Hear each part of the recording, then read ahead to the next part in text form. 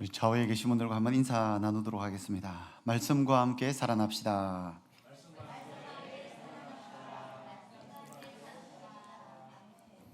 네, 귀한 자리에 초대해 주셔서 감사합니다. 제가 듣기로는 11월 12일 새생명 축제가 있고 또 이 새생명을 낳기 위해서 지난 4월, 5월 그리고 7월 그리고 최근까지 태신자를 작정하셨다고 들었습니다. 태신자를 작정하고 교회로 초청해서 구원의 자리로 인도하는 것은 그리스도인에게 가장 가치 있고 하나님께서 가장 기뻐하시는 일인 줄로 믿습니다. 우리 예수님도 태신자를 작정하셨습니다. 예수님도 태신자를 작정하시고 태신자와 관계를 쌓고 복음의 자리에 초청하고 복음을 전하셨습니다. 요한복음 4장에 나오는 예수님의 태신자에 대한 이야기를 읽어보면 그 태신자의 이름은 정확하게 알 수는 없지만 여성이었죠. 나이가 정확하진 않지만 대략 30대 전후였을 것으로 보이는 여성이었습니다. 사는 곳은 사마리아의 수가성이었습니다. 친구도 없고 배우자도 없고 의지할 사람도 없는 아주 외로운 여성이었습니다. 예수님은 알지도 만나보지도 못한 이 한 여인을 예수님의 태신자로 작정하고 이 여인을 만나기 위해서 관계를 쌓기 위해서 복음을 전하기 위해서 열정과 지혜를 발휘하셨습니다.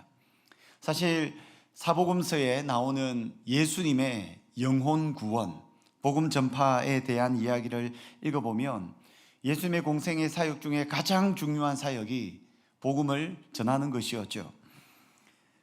예수님께서 제자들에게도 너희들이 내 제자가 되려고 한다면 반드시 사역을 감당해야 된다는 것을 강조하기 위해서 예수님께서 제자들에게 주신 첫 번째 명령과 제자들에게 주신 마지막 명령을 살펴보면 예수님의 제자들을 향한 사역의 대부분이 무엇이었는가를 발견할 수 있습니다.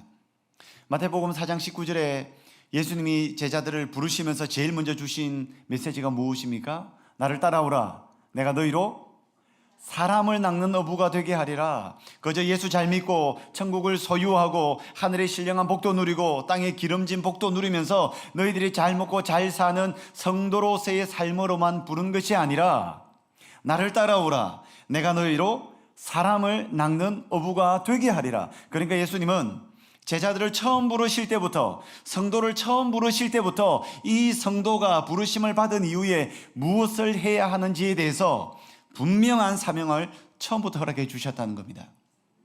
사람을 낚는 어부, 뭐 하는 걸까요?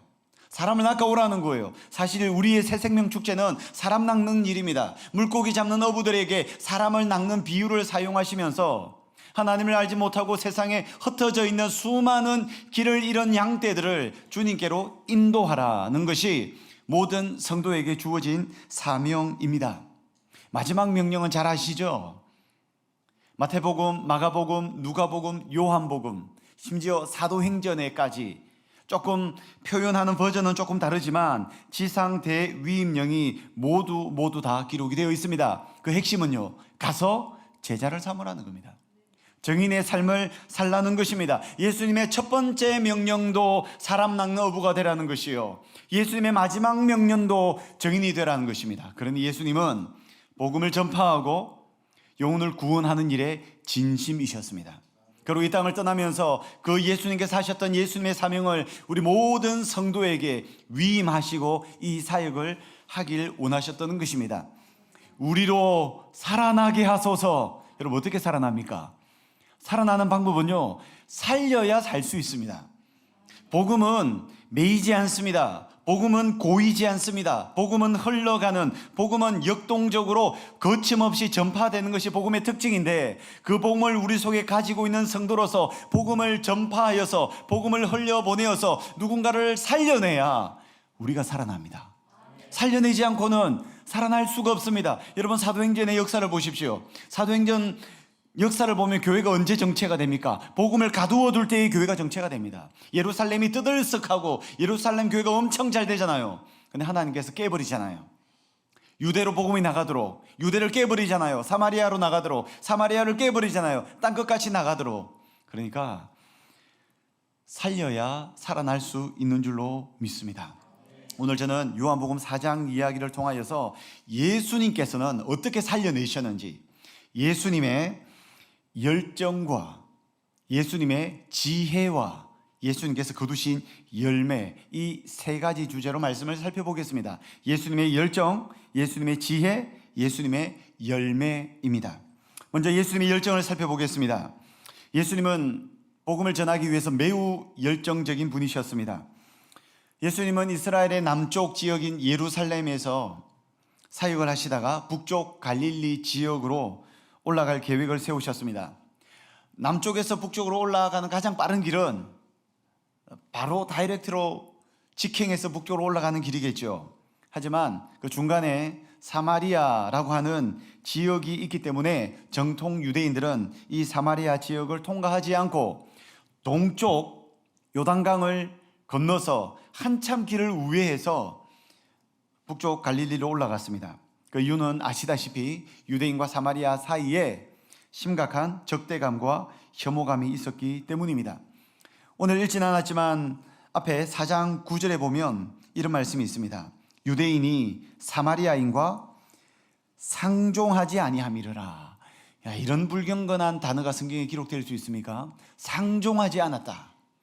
유대인들이 사마리아인들을 상종하지 않았다. 왜 상종하지 않았을까요?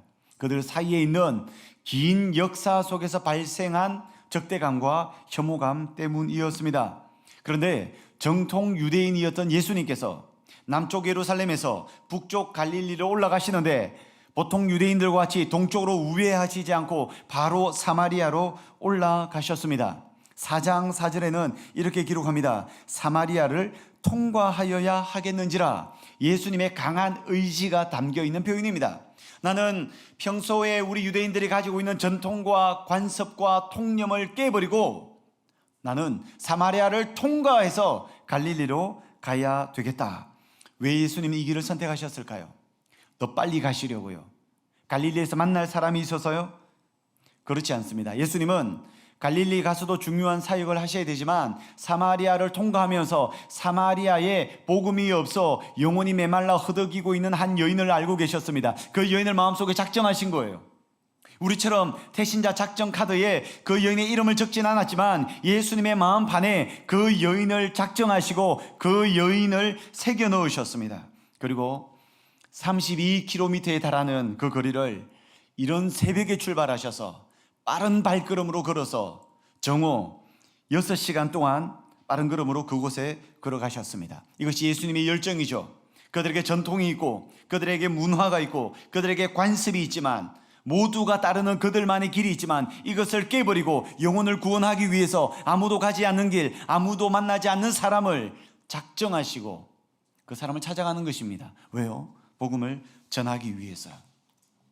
하지만 여러분, 전도에 대해서는 이야기를 들으면 가슴이 움직이는 것 같으나 현실로 돌아가면 쉽지 않습니다. 장애물이 너무 많아요. 예수님과 이 여인 사이에도 장애물이 참 많았습니다. 예수님은 정오에 그 여인이 우물가에 도착한다는 것을 알고 계셨습니다. 그래서 새벽 일찍 예루살렘에서 출발하셔서 먼지가 나도록 열심히 걸어서 딱 정오 몇 분 전에 우물가에 도착한 것 같아요. 그리고 딱 그 사마리아의 수가성 여인이 우물가에 찾아왔습니다. 예수님이 복음을 전하면 되지만 몇 가지 장애물이 있습니다. 첫 번째는 민족적 갈등이라는 장애물이 있죠. 유대인과 사마리아인 사이의 민족적 갈등은 굉장히 심각한, 늘 대치 상태에서 종종 전쟁이 일어나고 아주 좋지 않은 어려움들이 발생하였던 것이 그들의 역사입니다. 그래서 정통 유대인들이 사마리아를 지나간다는 것, 사마리아인과 대화를 나눈다는 것은 당시 아주 놀라운 일이었습니다. 더군다나 대화의 대상이 남자가 아니라 사마리아 여자라면 이것은 더욱 충격적인 일이었습니다. 유대 랍비 인용문에 이런 글이 있습니다. 글에서는 여자와 심지어 자신의 아내와도 이야기해서는 안 된다. 여자에게 어떤 인사라도 하는 것을 금한다. 여인과 남자 사이에 차이가 있습니다. 유대인과 사마리아인 사이에 차이가 있습니다. 그런데 그 사람을 만나서 대화해서 복음을 전한다는 것 결코 쉽지 않은 장애물입니다. 민족적 갈등뿐만 아니라 종교적인 장애물도 있었습니다. 사마리아인들은 그들에게도 성경이 있긴 있었습니다. 근데 그들이 보는 성경은 모세오경이었습니다. 하지만 유대인들이 보는 성경은 구약, 우리가 가지고 있는 구약 전체였습니다. 여러분 혹시 신천지 사람들이나 안산홍 정인회나 이단들과 한번 복음을 가지고 대화를 해보신 적이 있습니까? 아마 가슴이 답답할 거예요. 아니 어떻게 똑같은 성경책을 사용하는데 이렇게 대화가 안 될 수가 있는가? 똑같은 성경에 똑같은 단어, 똑같은 문장을 보고 읽는데 어떻게 이렇게 다르게 해석할 수 있는가? 도무지 이해가 안 됩니다. 그런데 성경이 다릅니다. 한쪽은 모세오경만 인정하고 한쪽은 구약 성경 전체를 인정합니다. 그러니 서로 성경이 다르기 때문에 대화가 될 수가 없습니다. 유대인들은 참된 성전은 예루살렘에만 있다고 하며 예루살렘이 진짜 성전이라고 합니다. 사마리아인들은 그리심산에 세워놓은 성전이 참된 성전이라고 합니다. 성전 때문에 전쟁이 벌어진 적도 있습니다. BC 128년에 유대인들이 성전을 훼손한다고 사마리아에 쳐들어가서 그리심산에 성전을 불태워버린 적도 있습니다. 이런 종교적으로 민족적으로 좋지 않은 적대적 혐오감이 있으니 예수님과 사마리아 여인 사이에 대화를 나누며 복음의 길을 뚫는 것은 굉장히 어려워 보였습니다. 그뿐만 아니죠. 예수님과 사마리아 여인 사이에는 도덕적인 장애물도 있었습니다. 도덕적 수준이 너무 차이가 나요. 예수님이 누구십니까? 가장 거룩하신 분, 가장 정결하신 분, 하나님의 아들이시지 않습니까? 반면 사마리아 여인은 어떻습니까? 이미 5명의 남편이 있었고 지금도 결혼하지 않은 6번째 남자와 살고 있었습니다. 그녀는 도덕적으로 문제가 많았습니다. 음란한 여인이었습니다. 그래서 사마리아 사람들 사이에서도 따돌림을 받았죠. 대부분의 여자들은 이런 아침이나 늦은 저녁에 물동이를 쥐고 우물가에 가서 물을 길러 갔습니다. 이것은 물을 공급하기 위한 목적일 뿐만 아니라 남자들 중심 사회에서 여성들끼리 모여서 수다도 떨고 뭔가 스트레스를 해소하기 위해서 이런 아침과 늦은 저녁에 우물가에 모이는 것은 여인들에게 매우 매우 중요하였습니다. 왜 우리가 아침 식사하고 나면 카페 가잖아요. 그리고 커피를 마시잖아요. 만나면 좋은 사람, 행복한 사람, 이렇게 여성분들 몇 분씩 모여서 커피 타임을 가지잖아요. 지금 수가성 우물가에서는 여성들이 남성 중심 사회에서 워터 타임을 가지는 거예요. 그곳에서 남편 이야기도 하고 자식 이야기도 하고 스트레스도 풀고 물도 공급받고 다양한 활동을 우물가에서 하고 있는 것입니다. 그런데 이 여인은 왜 이런 아침도 아니요 늦은 저녁도 아니요 그 뜨거운 햇빛이 비치는 정오에 아무도 물 길러 가지 않는 시간에 물을 길러 갔습니까? 음란한 여인이었거든요. 도덕적으로 문제가 많은 여인이었거든요. 다른 사람들 사이에 낄 수가 없었거든요. 외로운 여인이었거든요. 비난의 대상이었습니다. 이 여인은 인생의 참 의미를 찾고 싶었습니다.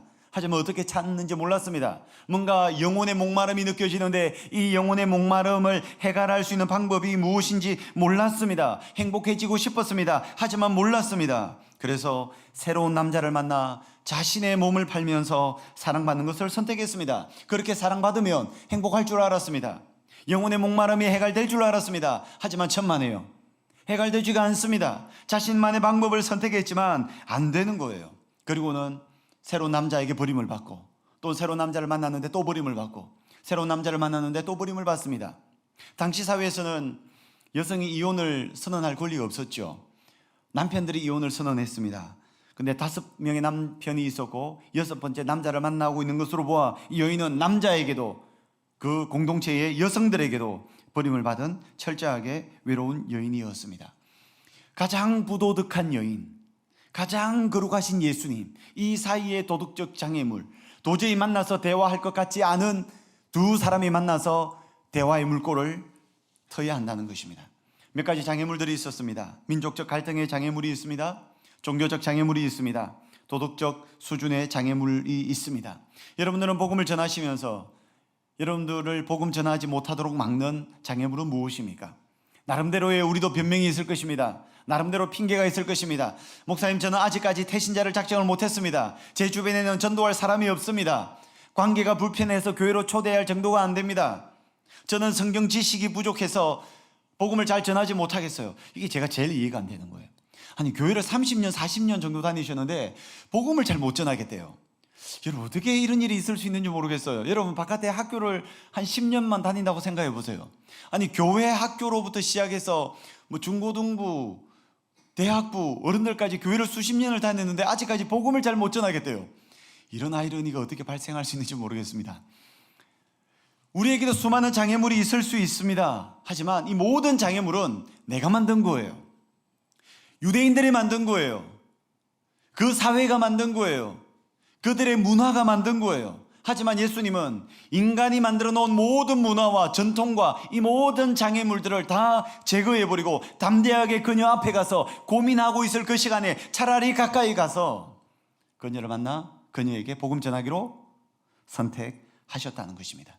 여러분, 우리는 예수님의 이 열정을 배우셔야 합니다. 예수님이 이 일을 행하셨다면, 그리고 그 예수님이 이 땅을 떠나시면서 우리에게 대위임령으로 모든 성도에게 이것을 명령하셨다면 우리도 예수님의 열정을 본받아야 할 줄로 믿습니다. 11월 12일 며칠 남지 않았습니다. 여러분, 다시 마음속에 이미 불이 활활 타고 있지만 그 불에 기름을 부으셔서 더욱더 활활 타는 마음으로 복음 전파에 열정을 가질 수 있기를 예수님 이름으로 축복합니다. 그런데 열정만 지나친데 복음을 전하는 지혜가 없으면 오히려 교회로부터 등을 돌리게 만듭니다.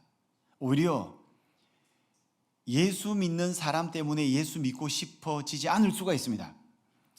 인도에서 비폭력 저항운동을 했던 마하트마 간디가 이런 말을 했죠. 그리스도인만 없다면 그리스도인이 되고 싶습니다. 무슨 말입니까? 지혜롭게 성도의 삶을 살지 못했다는 겁니다. 지혜롭게 복음 전파를 하지 못했다는 겁니다. 우리는 활활 불타는 열정이 있어야 하되 이 열정을 실제 태신자와 관계를 쌓고 복음을 전할 때는 굉장한 지혜가 있어야 합니다. 예수님은 어떤 지혜가 있으셨을까요? 분명 열정은 있으십니다. 열정이 있으니 새벽에 일어나서 6시간에 걸쳐서 빠르게 걸어서 그 여인을 만나기 위해서 전통과 관습을 깨고 그곳에 가셨죠. 이제 그 여인을 만났습니다. 만나자마자 바로 예수 천당 불신 지옥을 외쳤다면 그 여인은 어떻게 했을까요? 여러분, 상처가 많은 사람일수록 굉장히 예민합니다. 마치 그 달팽이의 얼굴 촉을 탁 건드리면 그 자기 집 속으로 쏙 들어가 버리잖아요. 상처가 많은 사람일수록 굉장히 오감이 발달해 있습니다. 살짝 잘못 터치하면 금방 자기 집에 숨어버립니다. 이렇게 상처가 많아서 사람들의 눈을 피해서 우물가에 홀로 물길로 온 여인에게 유대인 남자가 다가가서 당신 예수를 믿습니까? 당신 하나님을 압니까? 당신 영생에 관심이 있습니까? 라고 물으면 금방 자기 집에 들어가 버리고 대화가 되지 않을 것입니다. 아무리 열정이 있다고 한들 그 딱딱한 집을 깨고 복음을 집어넣기가 쉽지가 않다는 것입니다. 예수님에게는 어떤 지혜가 필요할까요? 굉장히 예수님은 지혜로우셨는데요. 우리 7절을 한번 읽어보실까요? 요한복음 4장 7절 같이 한번 읽습니다. 시작. 사마리아 여자 한 사람이 물을 기르러 왔음에 예수께서 물을 좀 달라 하시니, 물 길러 온 여인에게 땀을 뻘뻘 흘린 유대인 남자가 서로 대화하기에 불편한 관계인데 그 땀을 뻘뻘 흘리는 모습으로 물을 깃고 있는 여인에게 예수님께서 뭐라고 말씀하셨습니까?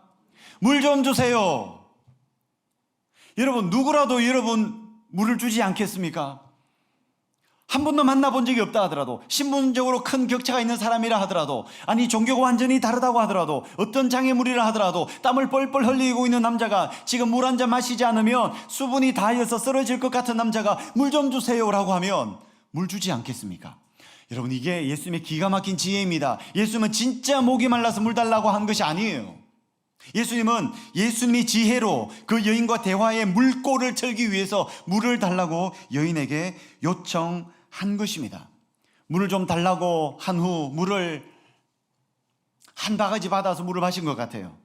여기서 끝나면 땡큐 감사합니다 안녕히 가세요 하면 아무런 의미가 없죠. 예수님은 이 대화를 여기에서 끝내지 않으십니다. 그리고 물리적으로 물을 마셨잖아요. 물리적으로 물을 마셨는데 13절과 14절을 가시면 역으로 예수님께서 물이라는 주제로 여인을 찌르는 메시지를 던집니다. 13절 보시면 예수께서 대답하여 이르시되 이 물을 마시는 자마다 다시 목마르려니와 내가 주는 물을 마시는 자는 영원히 목마르지 아니하리니. 여인의 마음이 찔렸습니다. 예수님이 물을 받아 마시고 난 이후에 물을 가지고 다시 이 물을 마시는 자는 다시 목마르겠지만 내가 주는 물이 있는데, 영생수죠. 내가 주는 물을 마시는 자는 다시 목마르지 않다는 겁니다. 사실 여인은 너무 목이 말랐거든요. 그의 육체가 목마른 것이 아니라 그의 영혼이 너무 목이 말랐거든요. 혼자 왕따처럼 혼자 물길로 왔지만 사람들을 만나고 싶었거든요. 뭔가 인생 영혼의 기쁨을 누리고 싶었거든요. 인생의 의미를 찾고 싶었거든요. 남자에게 사랑받는 것으로 찾는 것이 아니라 영혼의 행복을 찾고 싶었거든요. 근데 그게 뭔지 몰랐어요. 근데 예수님이 물을 한 잔 받아 마시더니 물리적인 물이 아니라 영원히 목마르지 않는 생명수가 있다고 이야기를 합니다. 여러분, 예수님의 기가 막힌 지혜입니다. 어떻게 이렇게 지혜가 있는지 모르겠어요. 여러분도 이런 기도를 하시기 바랍니다. 하나님 아버지, 제가 태신자를 작정하였고 태신자를 만났는데 그 태신자와 만나서 함께 대화할 때 하나님 성령의 지혜를 주시옵소서. 예수님의 지혜를 주셔서 해야 할 말을 가르쳐 주시옵소서. 야, 어떻게 물을 좀 달라고 하고 이것을 영적인 영생수로 바꿔서 그 여인의 영혼을 찌르는 겁니다. 여러분, 전도할 때는 이런 관계가 필요합니다. 이런 지혜가 필요합니다. 저는 어릴 때에 굉장히 가난한 가정에서 자랐습니다. 제가 20살이 될 때까지 기초생활수급자였습니다. 그러니까 정부에서 도와주지 않으면 살 수 없는 집안이었습니다. 아버지가 아주 어릴 때 굉장히 일찍 돌아가셨습니다. 빚도 남겨놓으시고 돌아가시고, 그러다 보니까 어머니 혼자 사남매와 시어머니를 홀로 모시면서 시골에서 농사 지으면서 저희들을 키우셨어요. 그러니 여인의 삶이 얼마나 고단하겠습니까? 빚은 있죠. 기초생활수급자죠. 생활하기는 너무나 힘들죠. 연세 높은 시어머니는 있죠. 자식 넷이 있어서 도망은 못 가죠. 하루하루가 참으로 고달픈 삶을 사셨습니다. 근데 시골에서는 이런 어려움이 계속해서 발생하면 이 어려움을 해결하기 위해서 신의 힘을 빕니다. 그 신이 귀신이었습니다. 온갖 세상 잡신을 다 섬겼습니다. 강의 신도 섬기고요, 바다의 신도 섬기고요, 고목나무의 신도 섬기고요, 그냥 당시에 저희들에게 알고 있는 세상 온갖 잡신들은 다 섬겼습니다. 정말 열정적이었습니다. 심지어 저희 집안에는 항상 그 산당 같은 거, 집안의 우상에게 제물을 바치는 공간이 따로 있었습니다. 자식들은 먹을 것이 없어서 배가 고픈데 그 우상 제단에는 늘 과일이 있었고 초를 피워놓고 아침 새벽 5시가 되면 어머니는 늘 일어나셔서 하얀색 옷을 입고 늘 그곳에서 빌고 계셨습니다. 왜요? 여인 혼자 그 인생의 문제를 해결하지 못하니까, 짐이 너무 무거우니까 신이 있다면 신의 도움을 받기 위해서 들은 세상 잡신을 다 숭배하는 거예요. 그런 저희 가정, 저희 시골 마을에 아주 작은 교회가 세워졌습니다. 그 교회 성도수는 10명도 채 되지가 않습니다. 아주 작은 교회입니다. 교육자들을 제대로 모실 수가 없어서 총신대학원 1학년에 다니고 있는 전도사님을 담임 전도사님으로 초빙을 했습니다. 담임 목사님도 아니고 담임 전도사님이 오셔서 시골 흐름한 사택에 사시면서 거주하시면서 저희 집을 보고는 너무 불쌍하게 여기고 저희 집을 전도하기로 마음을 먹었습니다. 그 전도사님이 저희 가정을 태신자로 작정한 거죠. 근데 태신자로 작정하시고 그 전도사님과 그 사모님이 무엇을 하셨는 줄 아십니까? 참 지금 생각해 보면 대단히 지혜로운 분이셨습니다. 시골에서 논과 밭에 나가서 그 뜨거운 날 땀을 뻘뻘 흘리며 남자도 없이 여자 혼자서 힘을 써가며 농사를 짓고 있는 어머니를 그 전도사님과 사모님이 찾아가셔서 식혜를 전해주셨어요. 수박을 전해주셨어요. 음식을 제공해 주셨어요.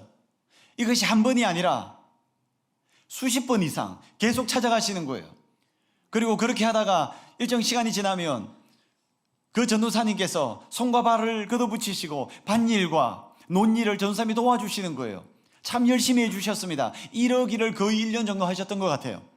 우상을 숭배하는 가정에서 우상에 완전히 사로잡혀서 귀신에게 사로잡혀서 살고 있는 저희 집인데, 교회는 절대 갈 수 없는 집인데, 그 전도사님과 사모님이 그렇게 사랑을 베푸니까 어느 날 밤에 저희 어머니가 누워서 저에게 그렇게 이야기하더라고요. 동진아, 우리도 교회 한번 가볼까? 예수님을 알아서 그런 말씀하셨을까요? 아닙니다. 그 전도사님과 사모님의 관심과 사랑, 고마움 때문에 교회 가면 이렇게 사람들이 친절하구나, 교회 가면 이렇게 기쁨이 충만하구나. 그 시골 전도사님도 너무 가진 것이 없는데 겨우겨우 사는 것 같은데 어떻게 해서 저 사람은 저렇게 행복해 보일까? 저 사람은 돈도 받지 않고 어떻게 남의 일을 저렇게 기쁘게 도와줄 수 있을까? 도대체 교회는 뭐가 있을까? 관심이 생기는 거예요. 그래서 여러분, 우상 숭배하는 가정에서 교회 가기 쉽지 않습니다. 저는 어릴 때 그것을 얼마나 그게 물리적으로 어려운지 철저하게 체험을 했는데요, 사단이 가만히 있지 않습니다. 발악을 하면서 막아둡니다. 그럼에도 불구하고 한 걸음 한 걸음 교회에 발을 떼서 교회에 갈 수 있었습니다. 이 모든 것의 시작은 시골에 부임하신 전도사님과 사모님의 따뜻한 사랑, 관계로부터 시작이 된 것입니다. 여러분, 이것이 예수님의 지혜입니다. 예수님은 열정을 가지고 계시지만 그 열정을 표현하실 때는 대단히 지혜로우셨습니다. 목이 마른 남자가 물을 좀 달라고 하셨다가 그 물 이야기를 영원한 생명수에 대한 이야기로 이어갑니다. 영원한 생명수에 대한 이야기를 통하여 이 여인이 영적으로 찔림을 받자 그제서야 예수님은 초자연적인 지식으로 여인의 죄를 스스로 자각하고 직시하도록 만드셨습니다. 그 이야기가 16절에 있죠. 예수님께서 뭐라고 말씀하십니까? 가서 내 남편을 불러오라. 여인의 가장 치명적 약점이지 않습니까? 이 부분을 예수님께서 건드리시는 거예요. 이미 영적으로 반응하기 시작한 여인에게 그 죄의 문제를 스스로 자각하도록 만든 것입니다. 여인은 처음에 예수님을 봤을 때, 물 이야기를 할 때만 해도 예수님을 단순한 유대인 남자라고만 생각했습니다. 그러다가 목마르지 않는 영생수에 대한 이야기를 하실 때 예수님을 랍비 또는 선생님으로 인식이 변하였습니다. 그러다가 자신의 죄의 문제를 간접적으로 다룰 때는 예수님을 향하여 선지자로소이다 라고 고백을 합니다. 지금 여러분, 예수님과 여인 사이에 대화의 물꼬가 트여지고 있잖아요. 대화가 흘러가면서 예수님을 향한 여인의 인식도 바뀌고 있습니다. 유대 남자에서 랍비 선생님에서 선지자로 여인의 인식이 조금씩 바뀌고 있습니다. 대화의 물꼬가 점점 트여지고 있습니다. 이때 예수님께서 마지막 주제이죠. 20절에서 24절까지 나오는데 완전히 영적인 이야기죠. 예배에 대한 이야기를 나눕니다. 유대인들은 예배할 곳이 예루살렘에 있다고 하였고 사마리아인들은 예배할 곳이 그리심산에 있다고 하였습니다. 여인이 그러면 진짜 예배가 무엇입니까? 라고 예수님에게 결정적으로 영적인 질문을 합니다. 그때 예수님께서 뭐라고 이야기하십니까? 예배는 어디에서 드리는가, 장소에 있는 것이 아니라 영과 진리로 드리는 예배, 하나님과의 관계 속에 있다고 이야기합니다. 영과 진리로 하나님 앞에 나아가서 하나님을 만날 때 그곳이 참된 예배처요, 그곳이 참된 예배임을 예수님께서 선포하신 겁니다. 여인이 완전히 놀랐습니다. 완전히 영적으로 깨져 버렸습니다. 예수님을 향하여 마음의 문이 활짝 열렸습니다. 아마 대화가 이렇게 끝나버렸다면 여인은 아마 돌아가서 그렇게 생각했을 것 같아요. 아, 내가 진짜 오랜만에 낯선 남자와 아주 깊이 있는 이야기를 나누었구나. 아, 오늘 정말 마음이 통하는 대화를 했다. 정말 잠시라도 마음의 행복을 느낀다 라고 생각했을지 모르겠습니다. 하지만 예수님과 여인의 관계는 즐거운 대화, 유익한 대화, 깊고 위로가 되는 대화로 끝나지 않았습니다. 예수님은 마지막에 못을 마지막 순간에 박아야 되겠죠. 이렇게 열정을 가지신 이유도, 이렇게 지혜를 발휘하여서 여인과 관계를 통하여 깊은 관계를 가진 것도 결국 예수님께서 하고자 하는 최종 목적이 있었기 때문입니다. 그 목적이 무엇인지 너무 잘 아시죠? 예수님은 예수님 자신이 누구이신지를 드디어 드러내십니다. 그 내용이 25절과 26절에 나옵니다. 우리 같이 25절, 26절 같이 한번 읽어보겠습니다. 시작. 여자가 이르되 메시아 곧 그리스도라 하는 이가 오실 줄을 내가 아노니 그가 오시면 모든 것을 우리에게 알려주시리이다. 예수께서 이르시되 네게 말하는 내가 그라 하시니라. 아멘. 네게 말하는 내가 그라, 이 무슨 말씀일까요? 내가 메시아요, 내가 그리스도라는 겁니다. 여러분, 예수님의 스토리 중에서 예수님이 본인의 입으로 자신이 그리스도이며 자신이 메시아라는 것을 처음 나타내는 대상이 사마리아 여인이었습니다. 사마리아 여인이었습니다. 결국 예수님께서 이 여인에게 알려주고 싶었던 것이 무엇입니까?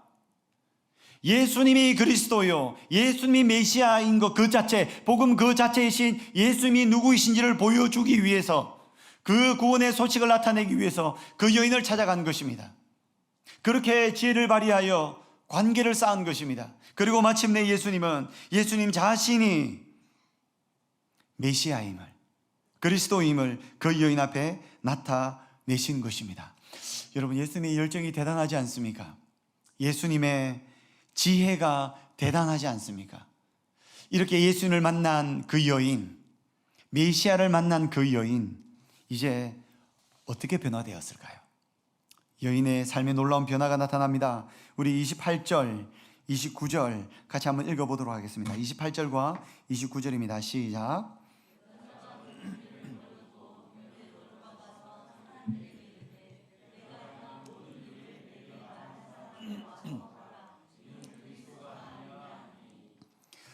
여러분, 여자가 물 길러 온 여자가 물동이를 버려두었습니다. 지금 정신이 나갔습니다. 왜 정신이 나갔습니까?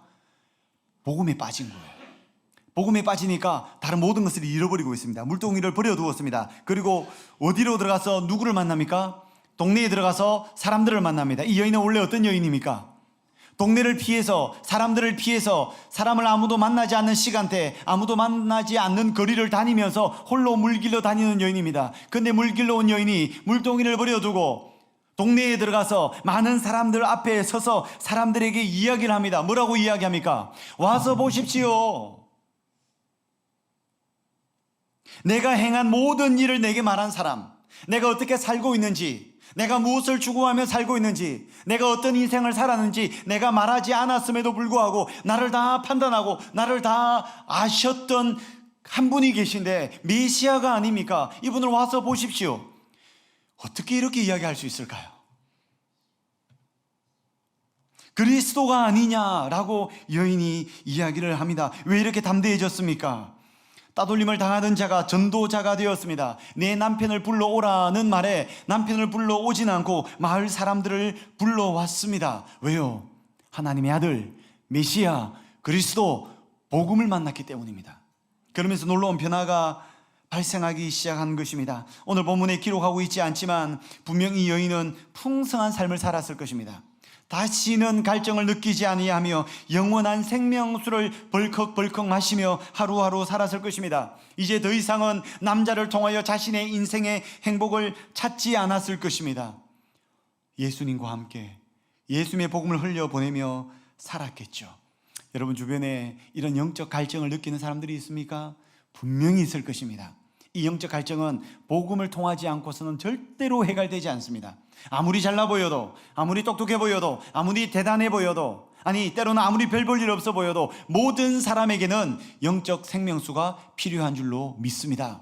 그들에게 생명수를 전해주셔야죠. 이 생명수를 전해주시기 위해서 열정을 가지셔야죠. 그리고 놀라운 지혜를 가지셔야죠. 관계를 형성하셔야죠. 그리고 말씀하셔야죠. 11월 12일 날 와서 보라.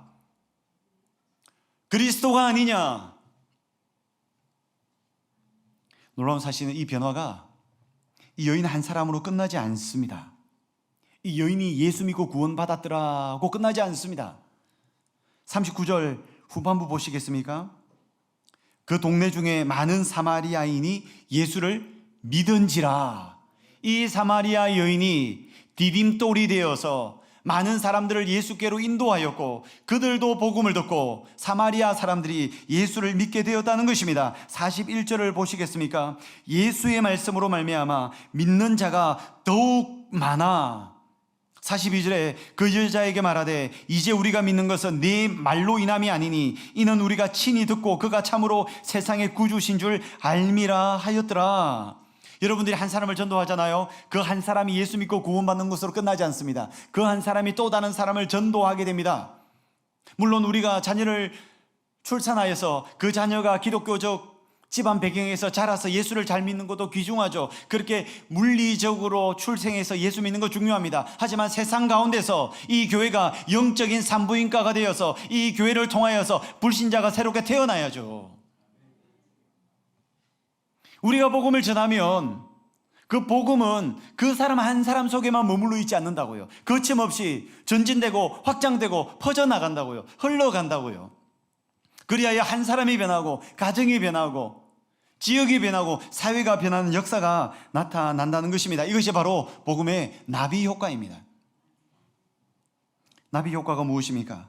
나비의 날개짓처럼 작은 변화가 폭풍우와 같은 커다란 변화를 유발시킨다는 겁니다. 나비 한 마리가 이곳에서 공기를 살랑이게 한 날개짓이 서울 전역에 복음의 폭풍우를 일으킬 줄 믿습니다. 우리는 미약하여서, 아니 나비보다 더 날개가 연약해서 우리는 힘이 없는 것 같아요. 하지만 우리의 연약함을 통하여서 예수님께서는 위대한 일을 이루어 나가실 줄로 믿습니다. 저희 시골교회 전도사님이 저희 어머니를 태신자로 작정하고 거의 1년 동안 땀을 뻘뻘 흘리며, 그 전도사님은 일도 안 해보신 분이 몸살할 정도로 일을 하시면서 복음을 전하셨습니다. 그리고 저희 어머니가 우상단지 다 때려 부수고 교회 가서 등록했습니다. 저희 어머니가 혼자 교회 가서 등록하고 예수님을 믿고 어느 날 집에 들어오셔서 그렇게 말씀하셨습니다. 어머니의 권력이죠. 다음 주부터 모두가 교회 간다. 교회 안 가려면 다 집을 나가라. 내 자식 아니다. 내가 너 아버지가 그렇게 괴롭히고 그렇게 살기가 힘들어도 내가 너희들 두고 도망가지 않고 지금까지 살았는데, 교회 가지 않으면, 예수 믿지 않으면 나 집을 도망가겠다. 그렇게 말씀하셨습니다. 그래서 사남매가 다 교회 등록했습니다. 그 이후로 교회를 한 번도 빠지지 않고 교회를 다녔습니다. 저희 시어머니, 어머니의 시어머니, 저희 할머니죠. 저희 할머니에게도 그렇게 선포하더라고요. 평생 시어머니에게 달달 볶이며 사셨던 어머니가 예수 믿고 교회에 등록하더니 시어머니에게, 제가 어머니를 복양할 의무가 무엇입니까? 당신의 아들은 이미 세상을 떠나는데 제가 당신을 복양할 의무가 무엇입니까? 교회 가서 등록하면 제가 돌아가실 때까지 복양하겠습니다. 그리고 시어머니를 교회로 등록하셨습니다.